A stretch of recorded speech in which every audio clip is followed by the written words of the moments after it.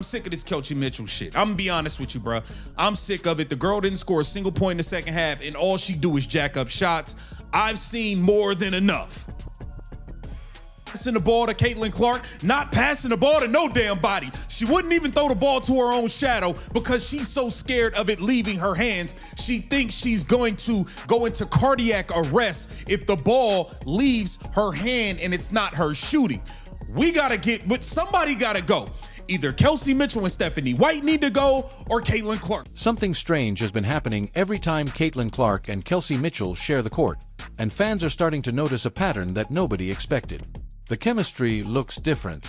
The passes seem harder to find, and some viewers are questioning what is really happening behind the scenes. Is this just basketball timing, or is there something more? Why does Clark keep getting overlooked? And what is the real story nobody is talking about? I'm really beginning to wonder if the Indiana Fever as a whole, the organization, even likes Caitlin Clark. So right after the game, what did they post? They post Kelsey Mitchell. I just don't understand this organization. Like, do you not get it? People do not go to the games to see Kelsey Mitchell. They can't even watch Caitlin Clark, the one who dropped the same amount of points and 7 assists. But you want to post Kelsey Mitchell. I'm really beginning to think that the Indiana Fever don't really like Caitlin Clark. A strange pattern has begun unfolding in Indiana, and now every possession is being examined as if fans are searching for hidden clues. When Caitlin Clark is on the floor, fans are not just looking at the scoreboard anymore. They are studying body language, passing decisions, missed opportunities, and every moment where the ball goes somewhere else. A team that is just totally unconnected right now. They are so disconnected. That's the better word I needed to use. They are so disconnected as players and teammates that this is the performance you get. The first 3 quarters, pretty solid job. Third quarter, you erupt. You go up 12, 14 points. And then after that, it's a downfall. Caitlin Clark comes out. She's only out for 6 minutes, guys. She's only out for 6 minutes in the entire game. Some of it is foul trouble, and it's a couple of bullshit ones on Breonna Stewart, the last one, the 5th one. I'm like, all right, guys. I know it's going a lot of hit pieces that's going on around Caitlin. The latest debate surrounding the Indiana Fever is not about whether Caitlin Clark can play. That question disappeared a long time ago.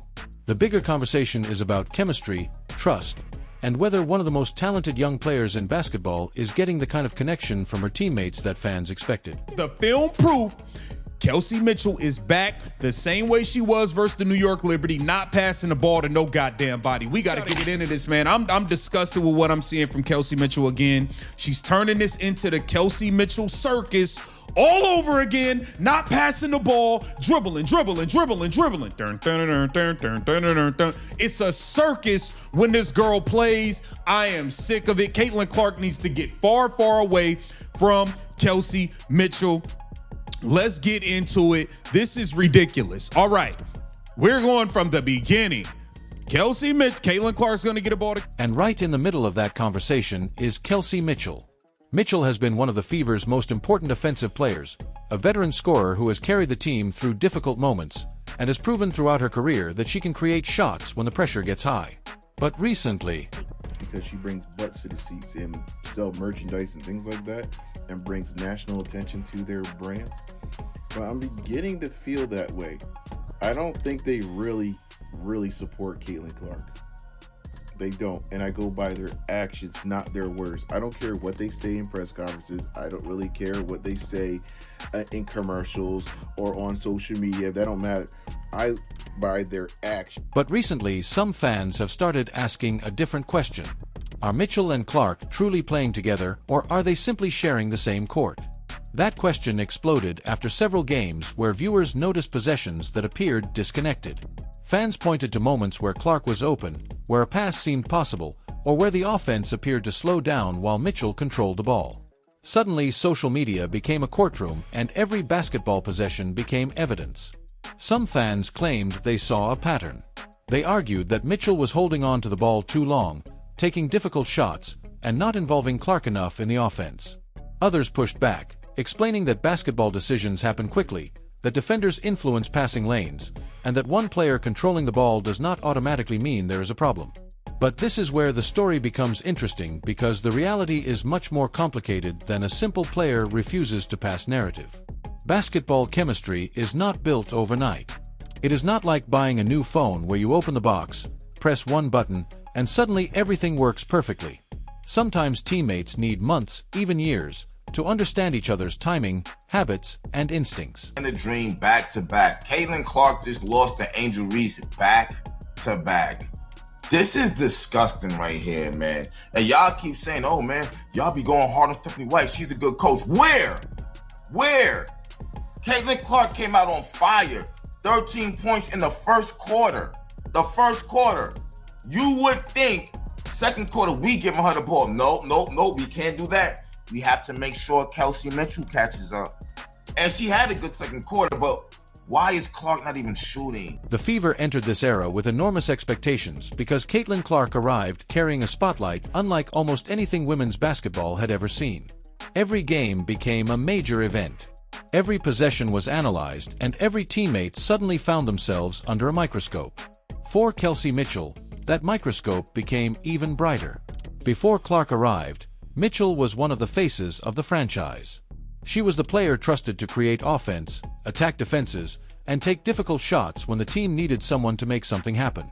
Then Clark arrived bringing elite passing ability, incredible court vision, and the attention of millions of new basketball fans. The dynamic changed instantly, and that is where expectations became complicated. Many fans imagined Clark stepping onto the court and immediately transforming the Fever into a perfectly synchronized machine where every teammate would know exactly where to stand and when to cut. But real basketball does not work that way. Even the greatest players in history have needed time to develop chemistry with teammates. The difference is that when a player like Clark is involved, every missed connection becomes a headline. That is the strange reality of being part of a team with one of the biggest stars in sports. Okay, I am officially on the Indiana Fever hate Caitlin Clark train. I did not really see it as loud and as clear as everyone else did. Maybe because I'm just naturally an optimistic person. Maybe it's because I thought to myself, there's no way her teammates could buy into the nonsense, the propaganda, like just all of the media bias, the random fans. And I thought to myself, there's just no way, right? And I thought, Aaliyah Boston has to love Caitlin Clark. I mean, like she... Now, the criticism aimed at Mitchell comes from a specific frustration. Some viewers believe that when Clark gets hot early in games, the offense sometimes shifts away from her instead of continuing to attack what is working. They point to possessions where Mitchell creates her own shot instead of moving the ball. And they argue that the Fever could become more dangerous if Clark's playmaking ability was used even more. The argument is not necessarily that Mitchell cannot score. Nobody can honestly make that claim. Music, her ability to create offense, is exactly why Indiana values her. The debate is about balance. A team cannot win if every player is trying to prove they belong. It wins when every player understands how their strengths fit. Sometimes that confidence is what makes them great. But sometimes the best basketball decision is trusting the teammate standing next to you. That is why fans became frustrated during certain games. They were not only reacting to missed shots. They were reacting to what they believed was a missed opportunity. They saw Clark, one of the best young passers in the game, and wondered why the offense did not consistently revolve around that skill. Was a coaching malpractice. And I'm telling you right now, I cannot wait to hear what Stephanie White got to say. The press conference has been released, and for you to simply not pass Caitlin Clark the ball at all in the last 2 minutes of the game is crazy to me. Because when Caitlin Clark came back in the game, they was damn near about to do it, bro. And I just thought they was finna win. It was clear as day. The stage was set. And I'm telling you right now, the grand finale did not get fireworks. Want to know what she did? Completely ran the offense through Kelsey Mitchell. But there is another side to the story. Mitchell is not a rookie trying to figure out how to survive in the league. She has spent years developing her own game, and asking a proven scorer to completely change her identity overnight is easier said than done. Imagine telling a musician who has spent years playing one style that tomorrow they need to completely change their rhythm because a new superstar joined the band. The talent might still be there, but finding the perfect harmony takes time. This is why the biggest question surrounding Indiana is not whether Mitchell is talented or whether Clark is talented. Everyone already knows the answer. The question is whether the Fever can build a system where both players maximize each other, because if they do, the possibilities become extremely dangerous. Clark's ability to create opportunities combined with Mitchell's ability to score from difficult positions could give Indiana one of the most unpredictable offensive combinations in the league. Every mistake becomes bigger. Every teammate becomes part of a much larger conversation. And that is why the debate around Kelsey Mitchell has become so intense. The truth may be somewhere in between. She even shoot in the second quarter. Well, she took 1 shot, 2 shots. And here's the thing about it. The camera clearly panned over to Stephanie White, all up in Caitlin Clark's ear. Clark rolling her eyes. She don't like what the hell she's hearing. And now Kelsey's being a ball hog. Bro, we're winning. Clark got us the lead once again. I'm so sick and tired of watching Clark get us a lead. Then she goes to the bench. Then they start coming back. Now you're trying to throw her in the game to save everything. This is crazy, but here's the thing about it though. I'm not blaming Kelsey Mitchell for the loss, even though she was non-existent in the first quarter. But the reason this conversation refuses to disappear is because the stakes are different now. The Fever are not just another basketball team. They are one of the most watched teams in the world. Will Clark and Mitchell eventually develop the chemistry that turns Indiana into a championship contender? Will the criticism disappear once the offense becomes more comfortable? Or will every missed connection continue fueling the debate about whether these two stars can truly coexist? Because in basketball, the smallest moments often reveal the biggest stories. And right music. Now, every pass, every shot, and every possession in Indiana is telling a story that fans are watching very closely. Because at the end of the day, when a franchise suddenly becomes one of the biggest stories in sports, every small issue becomes magnified.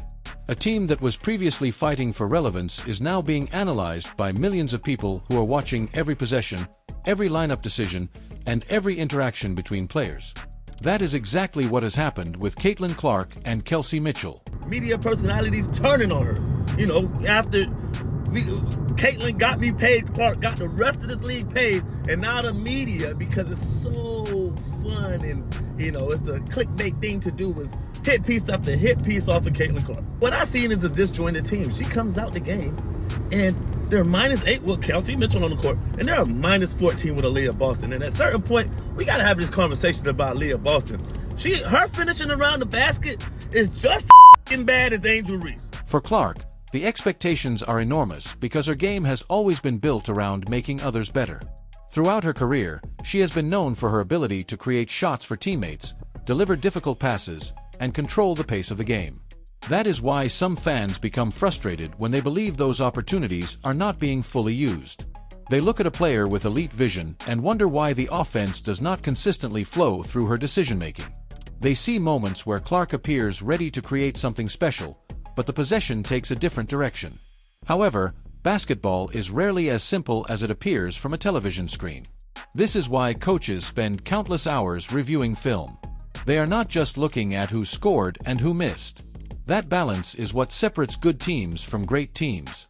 The most successful teams in basketball history have always required stars to sacrifice certain things. Sometimes the leading scorer has to pass. Sometimes the best passer has to shoot. Sometimes the player who has carried the team for years has to adjust because a new opportunity has arrived. That adjustment period can be uncomfortable. Too easily.